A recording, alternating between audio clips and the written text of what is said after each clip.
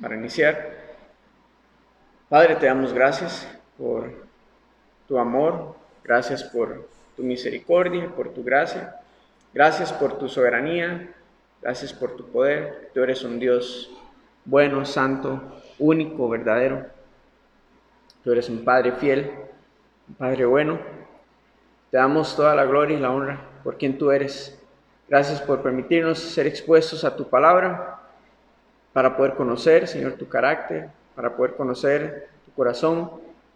Y gracias, Señor, porque por medio de tu palabra podemos ser alimentados, ser alentados, Señor, animados, para permanecer firmes, Señor, en nuestro caminar cristiano.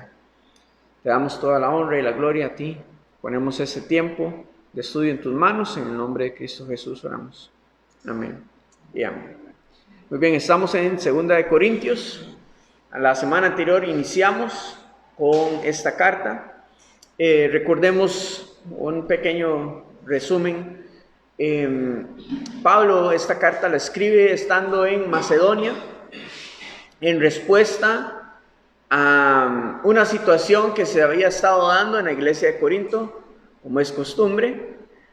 Y Tito es quien es enviado con esta carta a la iglesia de Corinto.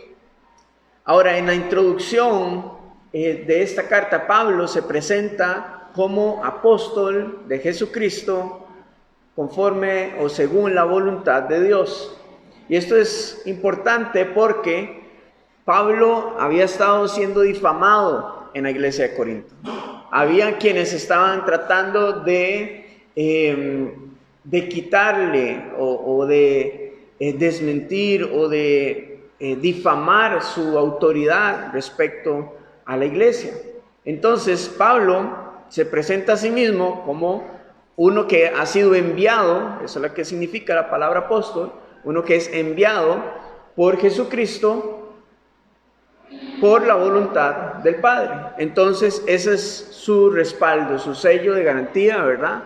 De ser enviado como alguien que no ha sido autoimpuesto, alguien que no ha sido simplemente por su propia voluntad tomado el rol o el ministerio, sino que verdaderamente el Señor es quien ha guiado su camino y quien lo ha enviado. Entonces, después de esta introducción, Pablo habla y expone en esta carta su corazón. Y es una carta muy personal, porque Pablo va a exponer a lo largo de la carta como una autobiografía de sus sufrimientos, de sus luchas, de sus debilidades, a lo cual el Señor le responde que le sea suficiente la gracia, ¿verdad?, de Dios en su vida, y le muestra cómo en medio de sus debilidades el poder de Dios se perfecciona en él. Entonces, él abre su corazón porque es necesario. Él ve la necesidad de esto para poder alentar a la restauración, a la reconciliación, al perdón.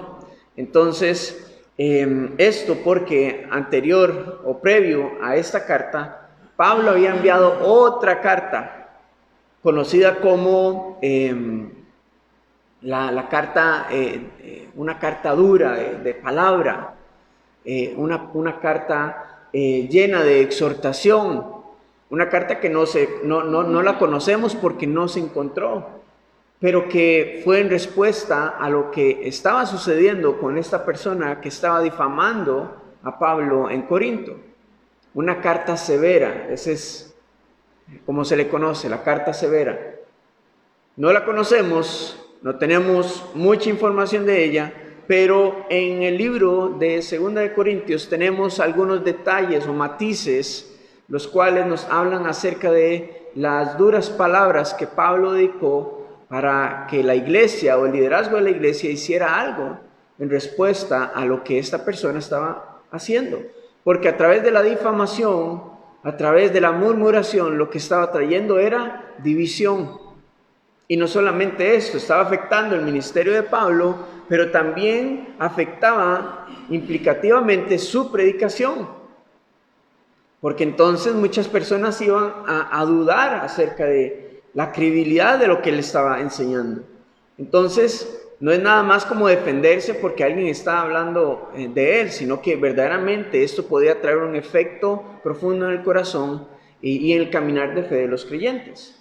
Por lo tanto, entonces, Pablo envía esta carta severa animando a la iglesia, al liderazgo, a que se amoneste a esta persona y se reprenda a esta persona.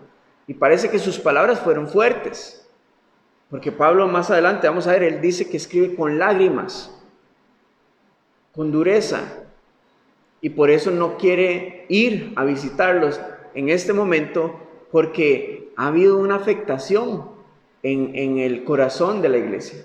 Entonces Tito, después de esto, regresa a verse con Pablo en Macedonia, le trae las noticias de que parece que la iglesia reaccionó finalmente. Y por lo tanto, entonces, le escribe esta carta de 2 Corintios. Y vamos a ir viendo un poco más del contexto acerca de esto conforme avancemos. En la primera sección de este capítulo 1, Pablo les habla acerca de dos compañeros fieles del creyente: las aflicciones y el consuelo de Dios. Y estos dos compañeros del creyente a lo largo de toda nuestra vida son necesarios en la vida del creyente, porque una nos afina nuestro carácter, nos afila, y la otra, el consuelo, nos ayuda a que haya en nosotros un corazón compasivo para poder consolar a otros, sea cual sea la tribulación. Hay personas, y he escuchado personas que dicen, yo no puedo ir y poder animar a otra persona si yo no sé por lo que está pasando, porque yo no sé, yo no he perdido a un ser querido, o yo no he pasado por la misma situación. Pero Pablo nos dice en esta sección del primer capítulo, en el versículo 4, dice: el cual nos consuela en todas nuestras tribulaciones, para que podamos también nosotros consolar a los que están en cualquier tribulación. O sea, que la tribulación y el consuelo de Dios nos capacita para poder consolar a otros en cualquier tribulación en la que estén, porque no es con el consuelo humano, no es con las palabras de ánimo nada más con las que consolamos o con las que estamos animando a la otra persona, sino que dice al final del al final del versículo, para que podamos consolar a otros que están en cualquier tribulación por medio de la consolación con que nosotros somos consolados por Dios. O sea, Dios nos capacita, nos equipa con qué vamos a consolar a otros. Entonces, por eso es que es necesaria la tribulación, la prueba, las aflicciones, para que podamos ser afinados, para que podamos crecer en nuestro caminar de fe, y también para que podamos conocer el consuelo de Dios. ¿A quién envió Jesucristo? Cuando Él le dijo a sus discípulos: es necesario que yo me vaya porque el Padre enviará a otro consolador. Y ahí es donde vemos cómo verdaderamente el Señor trae consuelo por medio de su Espíritu Santo. Y por lo tanto, cada creyente que ha entregado su vida a Cristo y tiene el Espíritu Santo en su vida, está capacitado para poder consolar a otros. Con el consuelo por medio, siendo usado como instrumento del Espíritu Santo. Entonces, estamos equipados. No se trata de cuánto tiempo usted tenga en la iglesia, se trata del trato que Dios haya tenido en su vida. Ahora, Pablo también dice que la tribulación y el consuelo han sido necesarios para que puedan tener salvación otras personas y puedan también ser consolados. Y en el contexto lo vemos de esta manera. Pablo ha tenido que sufrir aflicciones en cada lugar a donde ha ido. Y ha sido necesario que pase por esas tribulaciones por causa del Evangelio. Pero conforme pasa por esas aflicciones y tribulaciones, el Señor lo consuela. Y gracias a que Él ha estado dispuesto a caminar bajo la voluntad de Dios, entonces es que otros han escuchado del Evangelio y han venido a salvación y han sido consolados de la tristeza y de la condenación, del temor y del miedo de la condenación eterna. Entonces, al fin y al cabo, Dios utiliza siempre nuestras vidas a través de la tribulación y el consuelo para glorificarse y usarnos como instrumentos suyos para animar a otros.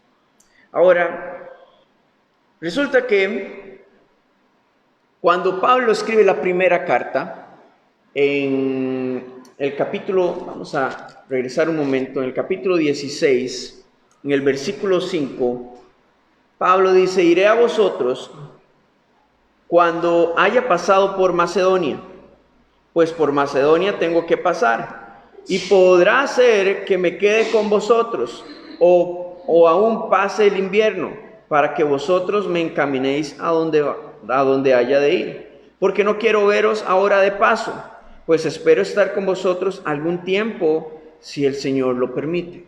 Pablo tiene un plan, y es ir a Macedonia. Él está en Éfeso, esa es su base de operaciones, ha pasado alrededor de casi 3 años ahí, y está planeando ir a Macedonia sin pasar por Corinto, sino que después de Macedonia, él iba a pasar para poder tener un buen tiempo con la iglesia en Corinto. Pero después de que él escribe esto, en este intermedio entre la primera carta y la segunda, Pablo decide ir a visitar Corinto por la situación de difamación que está sufriendo. Y lo ve como algo necesario. Por lo tanto, va, visita la ciudad, reprende a este hombre, reprende a la iglesia y usa palabras duras de exhortación para la iglesia y para las personas que están buscando difamarlo. Va a confrontar la situación, regresa a Éfeso. Como nadie ha hecho nada y la situación sigue escalando, entonces Pablo envía la carta severa con Tito. Y a esto entonces la iglesia ahora sí reacciona. Y luego regresa Tito para verse con Pablo y le da el contexto de lo que ha sucedido. Entonces, como Pablo, cuando sale de Éfeso, por causa de la revuelta de los artesanos idólatras, sale directo hacia Macedonia. Y entonces, como no pasó por Corinto, algunos se resintieron. Y muchos de los que estaban difamándolo comenzaron a tomar esto como un pretexto para decir que Pablo era inconstante en todos sus caminos, que no era congruente con sus promesas, que él estaba manipulando las emociones de la iglesia. Entonces iban a por él con todo, buscando el más mínimo detalle. Por lo tanto, entonces Pablo, en la siguiente sección que vamos a estudiar hoy, vamos a ver su defensa y su argumento. ¿Cuál es la razón por la cual él no pasó por Corinto antes de seguir hacia Macedonia? Entonces, vamos a ir teniendo este contexto al versículo 12, capítulo 1, versículo 12, dice: porque nuestra gloria es esta, el testimonio de nuestra conciencia, que con sencillez y sinceridad de Dios, no con sabiduría humana, sino con la gracia de Dios, nos hemos conducido en el mundo y mucho más con vosotros. Entonces, Pablo está dando su argumento de que no ha sido en su sabiduría, en su parecer, el cambio de planes.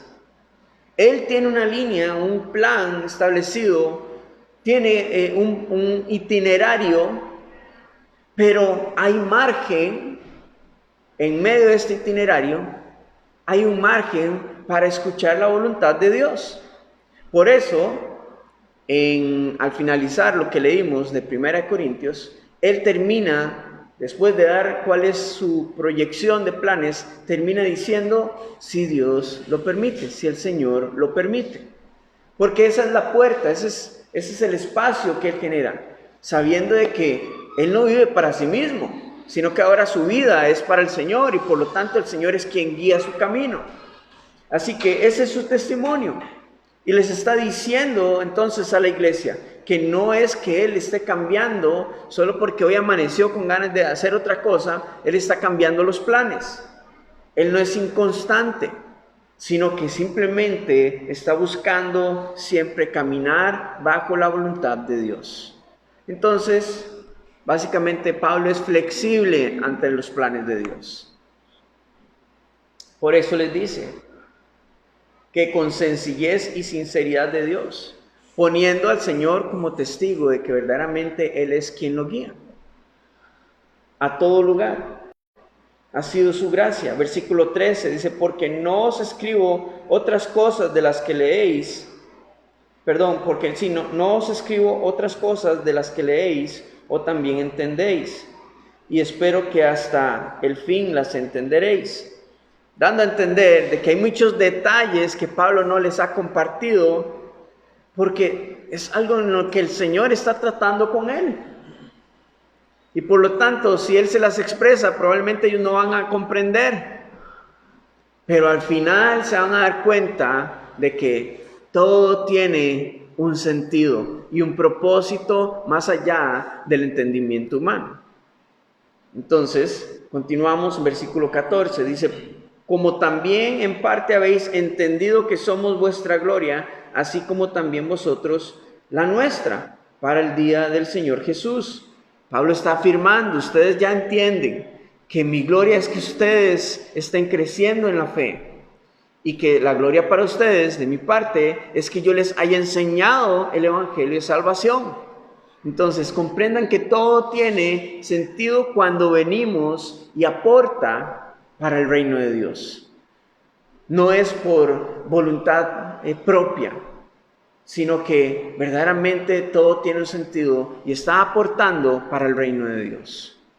Así que, y es curioso porque es un detalle nada más, son cosas no esenciales las que están afectando a la iglesia y lo que está siendo utilizado para tratar de desacreditar a Pablo.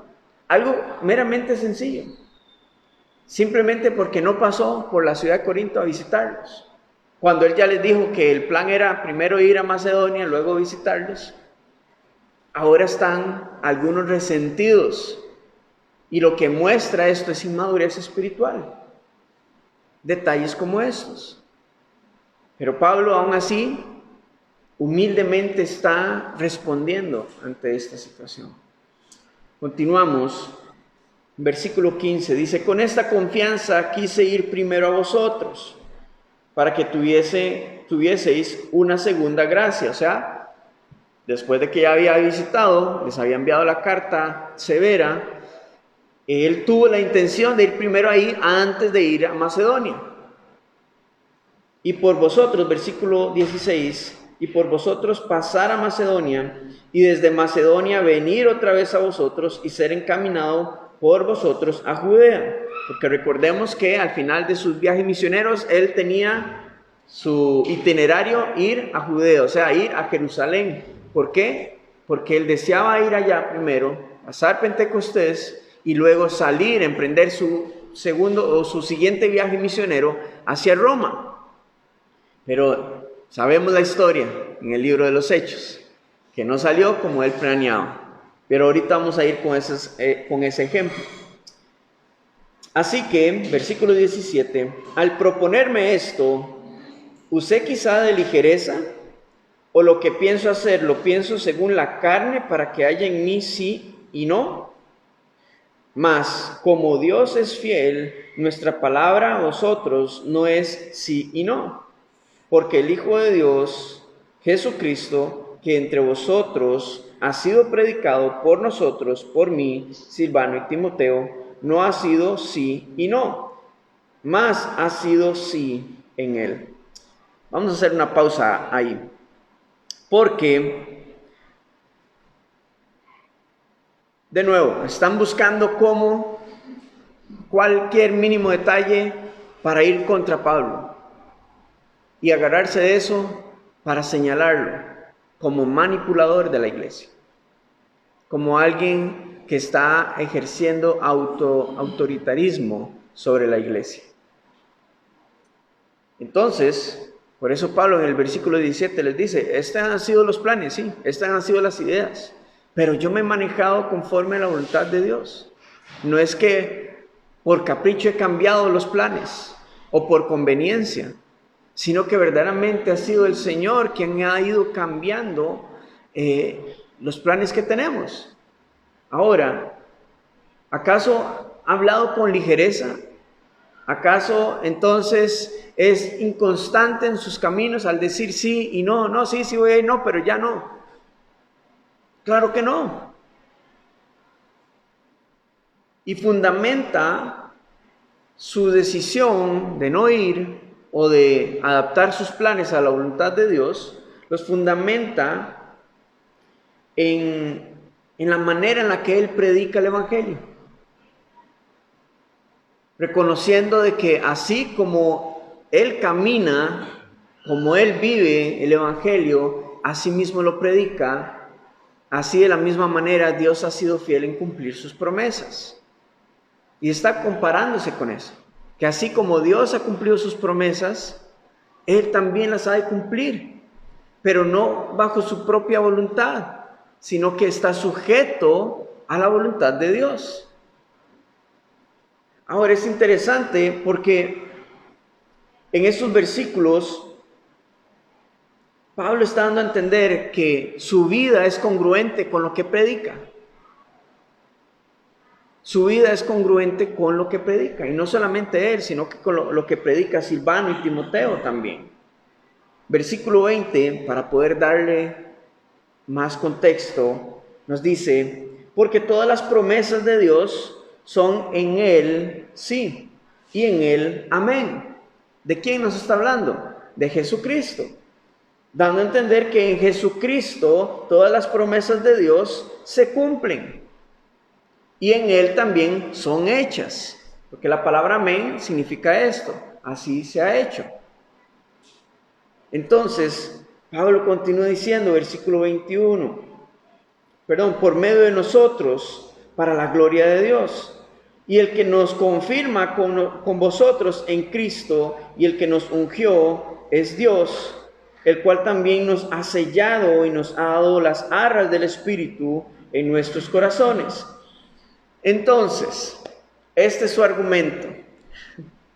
Porque a veces Pablo como que tira todo lo que está en su mente, pero hay veces que hay que escudriñar un poquito para poder comprender cuál es el sentido de hacia dónde va.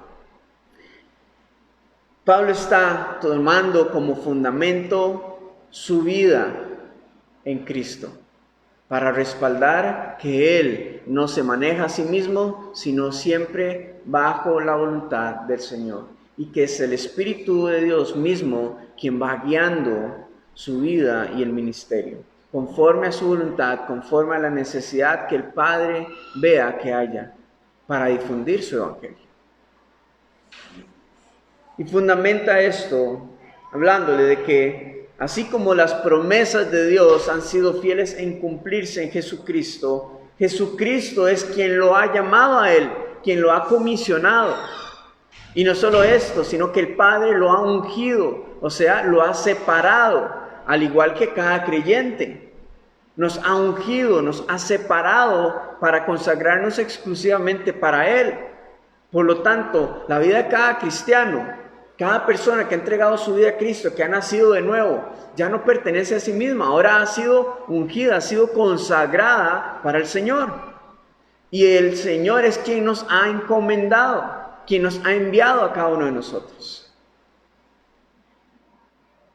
para trabajar en su obra, en diferentes áreas, de diferentes maneras, a pesar de que tengamos un plan,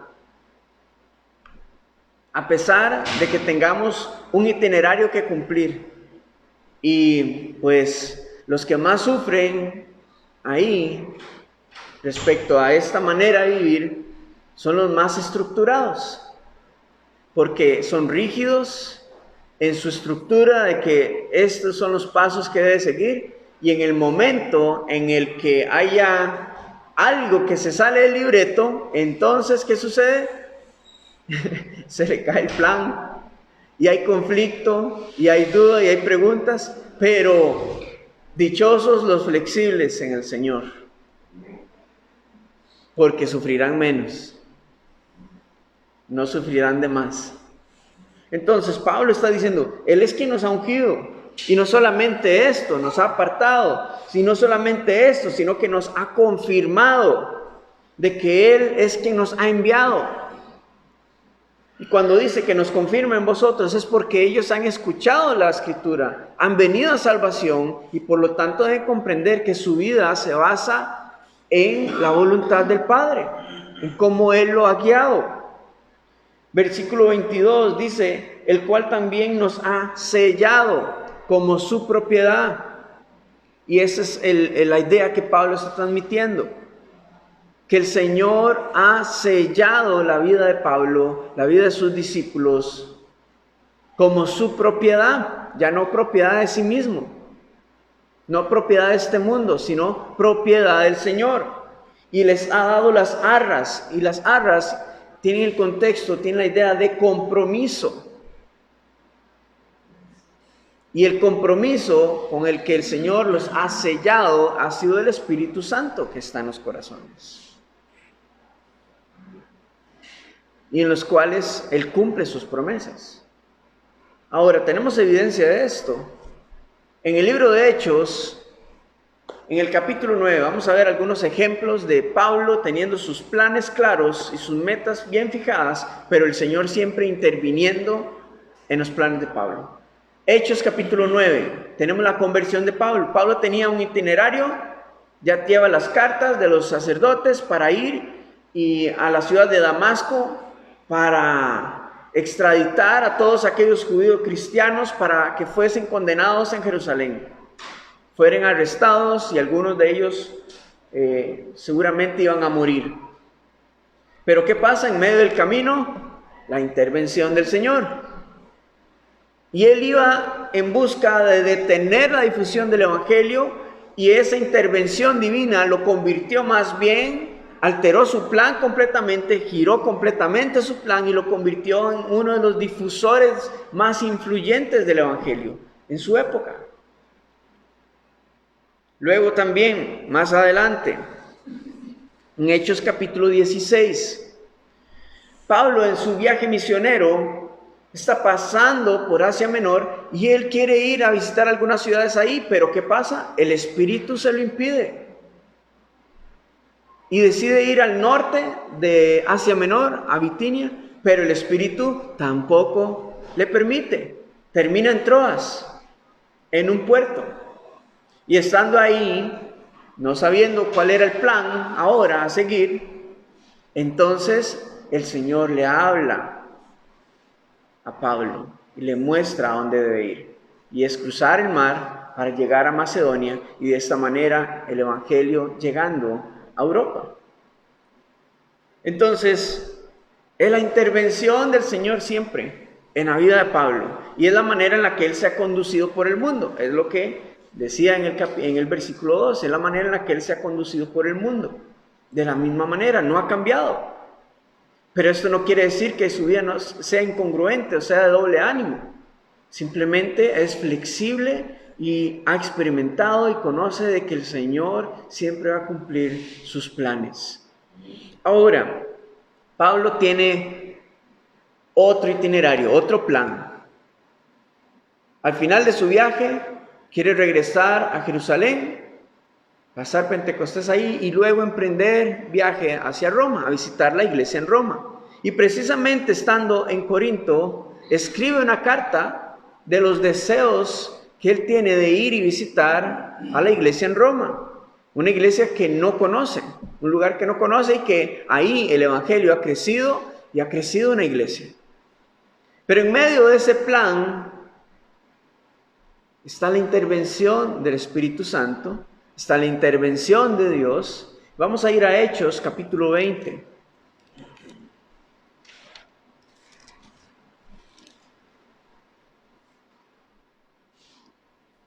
Versículo 22.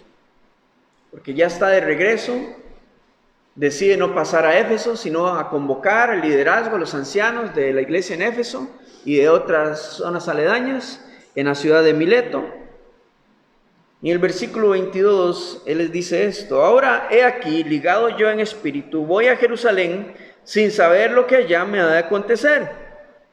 O sea, él tiene claro su plan, pero no sé qué va a pasar, qué va a acontecer. Versículo 23, salvo que el Espíritu Santo por todas las ciudades me da testimonio diciendo que me esperan prisiones y tribulaciones. Pero de ninguna cosa hago caso, ni estimo preciosa mi vida para mí mismo, con tal que acabe mi carrera con gozo y el ministerio que recibí del Señor para dar testimonio del Evangelio de la gracia de Dios. Él tiene un plan, pero lo que hay en medio de el punto A y el punto B es incierto. Algunos piensan que llegar del punto A al punto B le va a tomar 5 minutos. Pero cuando vamos en medio del camino nos damos cuenta que nos ha llevado años. Por la gracia de Dios. Entonces, ese es el punto de Pablo. Ese es su argumento. Es la manera en la que se está defendiendo ante la murmuración y el provecho que quieren sacar otros respecto al cambio de planes. Y por eso, para nosotros hoy, es importante tener planes de contención, tener un plan B, alternativo, para orientarnos, por lo menos. Pero siempre es importante tomar en cuenta que hay que ser flexibles en el Señor. Inicialmente, cuando veníamos para Liberia, hace 9 años que estábamos viendo, mi esposa y yo, bueno, en ese momento éramos novios, viendo que nos íbamos a casar, nos íbamos a venir para Liberia. La proyección eran 4 años, y llevamos 8 y 2 hijos. Liberianos. Entonces, de nuevo, y no ha sido por capricho o por idolatrar algo, o porque el ministerio, o porque simple y sencillamente, porque el Señor nos ha conducido de esta manera. Y es Él quien ha ido guiando nuestra vida y nuestros pasos, con nuestros errores. Y muchas veces probablemente hemos entrado en pruebas voluntariamente, porque hemos cometido errores. Pero en todo esto el Señor nos ha consolado y nos ha ido mostrando que nuestra vida no pertenece a nosotros mismos. Nuestra familia y nuestra vida ahora pertenece completamente al Señor, y Él es quien nos guía conforme a su voluntad.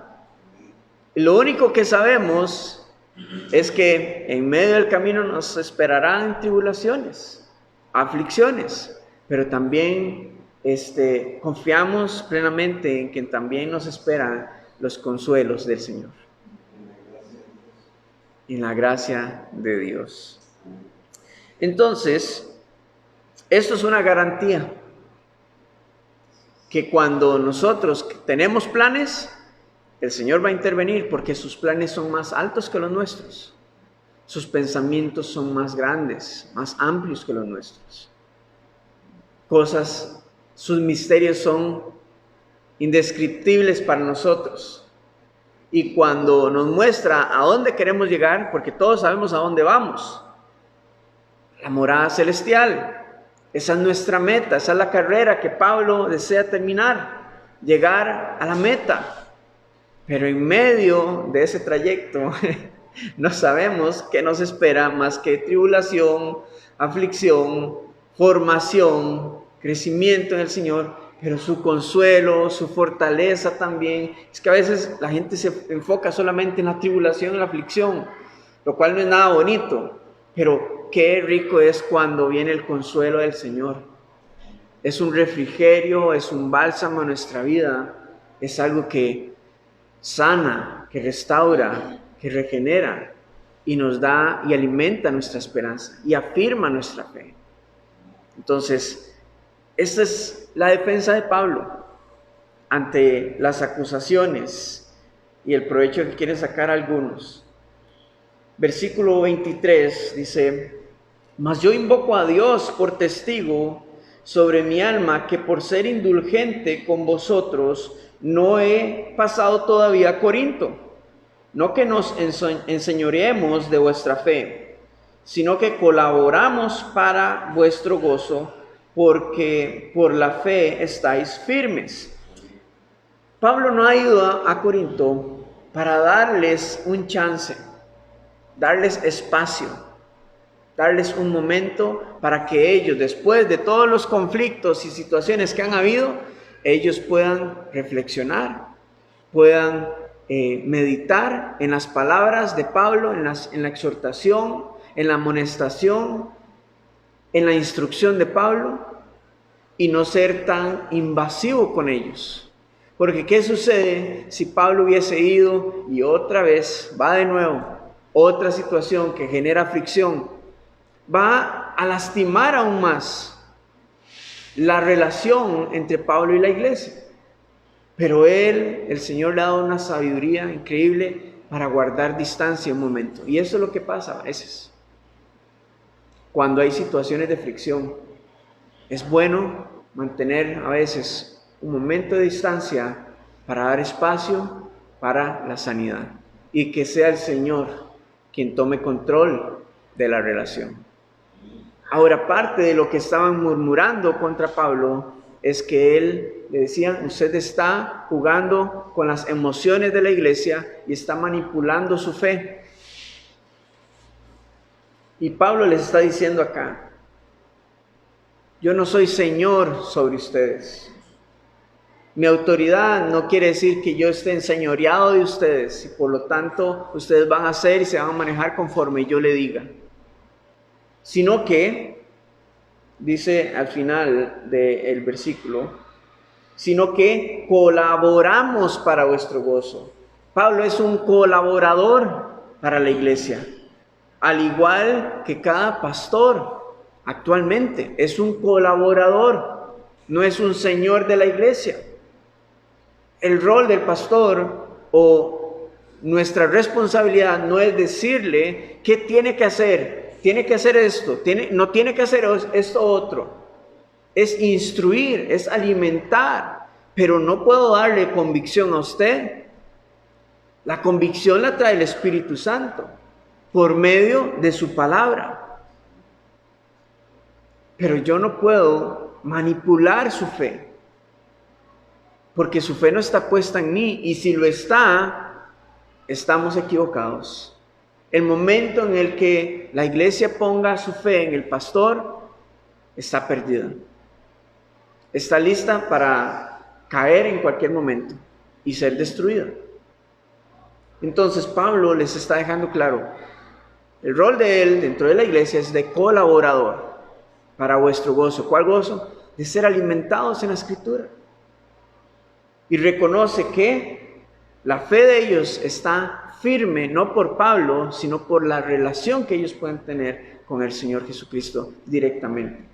Ahora, el hecho de que él no haya podido ir a visitarlos emocionalmente sí puede afectar. Al igual que muchos de nosotros, tal vez digamos: ay, qué lástima que no haya podido venir tal persona, un hermano en Cristo, etc. Cómo me hubiera encantado que estuviese aquí con nosotros. Es parte de él. Pero Pablo le está diciendo: usted no depende de eso, sino de la relación personal que tenga con el Señor. Capítulo 2, versículo 1, dice: esto pues determiné para conmigo, no ir otra vez a vosotros con tristeza. ¿Tristeza por qué? Por la situación que estaban viviendo la iglesia de Corinto. Versículo 2, porque si yo os contristo, ¿quién será luego el que me alegre, sino aquel a quien yo contristé? Y esto mismo os escribí para que cuando llegue no tenga tristeza de parte de aquellos de quienes me debiera gozar, confiando en vosotros todos, que mi gozo es el de todos vosotros. porque por la mucha tribulación y la angustia del corazón os escribí con muchas lágrimas, no para que fueseis contristados, sino para que supieseis cuán grande es el amor que os tengo. Pablo les ha escrito estas cartas no para regañar una y otra vez y exhortar una y otra vez y que se sientan mal una y otra vez, sino que para que ellos puedan entender cuán grande es el amor que Él tiene por ellos, que se ha preocupado por ellos y ha ocupado de su tiempo para escribirles e instruirles hacia el camino correcto. Pablo no quiere que se malinterprete todo esto y por eso él está enviando esta carta, porque parece que hay dudas en el ambiente, en el entorno, pero Pablo les escribe para que haya claridad en ellos, de que cuál es su corazón es de amor, es de compasión por ellos y porque quiere instruirlos y quiere guiarlos y ayudarlos a crecer. Y esto es la defensa de Pablo. Entonces, no es para que se tomen las cosas de manera personal, sino que verdaderamente Pablo tiene la intención de guiar e instruir a la iglesia. Por eso se ha defendido, no porque tenga temor o miedo de que sea desestimado y que continúe la murmuración contra él, sino por lo que pueda provocar en el corazón y en la fe de la iglesia. Por eso Pablo lo está haciendo, por amor a ellos. Por eso él se está defendiendo y está poniendo los argumentos para que pueda la iglesia comprender cuál es su corazón. Hermanos, de manera general, podemos resumir esto en: necesitamos flexibilidad de Dios, flexibilidad ante los planes de Dios. En nuestra vida comprendamos que depende de Él. Si hemos entregado nuestra vida a Él, ahora entonces depende completamente de Él cómo continuemos nuestro caminar de fe. Y Él es quien nos va a dar la sabiduría, nos va a dar la guianza y nos ha dado lo que necesitamos, que es su Espíritu, para que seamos guiados. Pero para esto es necesario tener una relación íntima, personal y continua con el Señor para poder identificar cuando verdaderamente el Señor nos está guiando y cuando no es Él. Son nuestras emociones, es nuestro entendimiento, son nuestras buenas intenciones. Pero para eso tenemos que profundizar en el Señor, profundizar en su presencia y poder conocer su voz. Es bueno tener un plan, es bueno defenderse, pero más aún es bueno tener un argumento fundamentado en la Escritura y siempre que vaya respaldado de la guianza y dirección del Señor. Amén. Padre, te damos gracias en esta mañana por tu palabra. Te damos gracias, Padre, también porque tú traes claridad a nuestra vida. Mi Señor, y solo tú eres el único que puede ejercer poder y autoridad sobre nosotros, Señor, bajo tu soberanía, porque esa es la prioridad que muchas veces olvidamos, Señor. Que lo prioritario no somos nosotros, sino que lo prioritario es tu voluntad, es tu reino, es tu obra, Señor. Y que somos simplemente colaboradores contigo, Señor, de tu obra. Padre, trae sanidad a los corazones que han sido lastimados por causa de la murmuración, por causa de la represalia de otros, Señor. Trae, por favor, sanidad, restauración en las relaciones, Señor. Y todos aquellos corazones que han sido lastimados, Señor, por causa de mismos hermanos de la iglesia, mismos cristianos, Señor, que pertenecen al mismo cuerpo en Cristo. Señor, yo te pido que tú traigas sanidad, traigas restauración, traigas reconciliación, Padre. Porque todos estos son planes que el enemigo ha querido plantar como cizaña en medio de tu iglesia. Pero conocemos, Señor, de que tú eres soberano y tú eres el que puede obrar, Señor, para sanar, Señor, la salud de la iglesia. Así como Pablo estaba intercediendo y estaba escribiendo esta carta, Señor, buscando la sanidad y la salud espiritual de la iglesia, Señor, sabemos de que tú lo haces en nuestras vidas continuamente. Y hazlo, Señor. Te damos toda la honra a ti, toda la gloria, Padre. Y ayúdanos a ser flexibles siempre en nuestros planes, Señor. Que tú siempre estés siendo parte de la ecuación, Señor, en nuestras vidas. En cada proyecto, en cada plan, Señor, en cada paso que vayamos a dar. Que tú estés presente, Señor, en nuestros días. En el nombre de Cristo Jesús oramos, Señor. Toda la gloria es para ti. Amén y amén.